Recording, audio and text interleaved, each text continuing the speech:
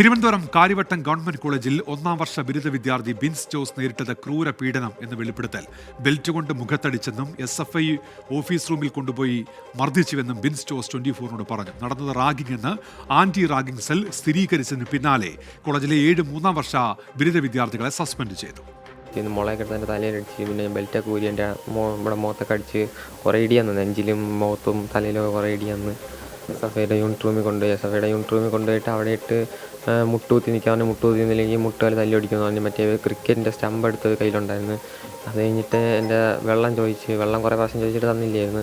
അത് കഴിഞ്ഞ് പെട്ടെന്നൊരു ചാട്ടം കൊണ്ട് തന്നപ്പോൾ ഫുൾ ബോട്ടിൽ വെള്ളം ഉണ്ടായിരുന്നു. ആ ഫുൾ ബോട്ടിൽ നിന്ന് പകുതി വെള്ളം കളഞ്ഞിട്ട് മുക്കാൽ ഭാഗം കളഞ്ഞിട്ട് ബാക്കി വാണ്ടെടുത്തിട്ട് തുപ്പി ഒഴിക്കുകയായിരുന്നു. ലാസ്റ്റ് ഒരു അടപ്പിൻ്റെ അത്രയാണ് കുപ്പിക്കകത്ത് ഒഴിച്ചിട്ട് എനിക്ക് കുടിക്കാൻ കൊണ്ട് തന്ന്.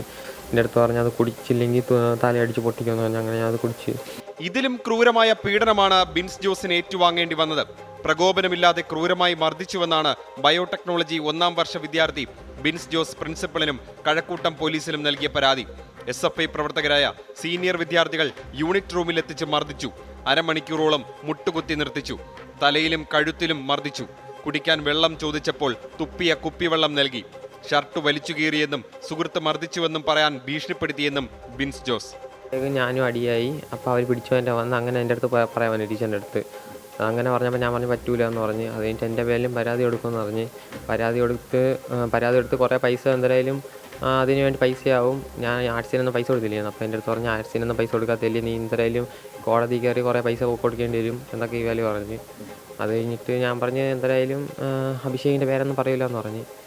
അപ്പോൾ അവർ പറഞ്ഞെങ്കിൽ കുഴപ്പമില്ല, അഭിഷേകിനെ വേറെ എന്തെങ്കിലും രീതിയിൽ കുടിക്കൊള്ളാമെന്ന് പറഞ്ഞ്, കേസിപ്പെടുത്തിക്കൊള്ളാമെന്ന് പറഞ്ഞ്. ഞാൻ പറഞ്ഞു എൻ്റെ അടുത്ത് പറഞ്ഞ് യൂണിറ്റ് റൂമിൽ നടന്നാരൊന്നും പുറത്ത് പറയല് എന്നൊക്കെ പറഞ്ഞ്.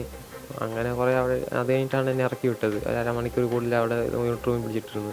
ബിൻസിനെ കൂടാതെ സുഹൃത്ത് അഭിഷേകിനെയും സീനിയർ വിദ്യാർത്ഥികൾ മർദ്ദിച്ചിരുന്നു. ബിൻസിന്റെ പരാതിയിൽ അന്വേഷണം നടത്തിയ ആന്റി റാഗിംഗ് സെൽ റാഗിംഗ് നടന്നതായി കണ്ടെത്തിയിരുന്നു.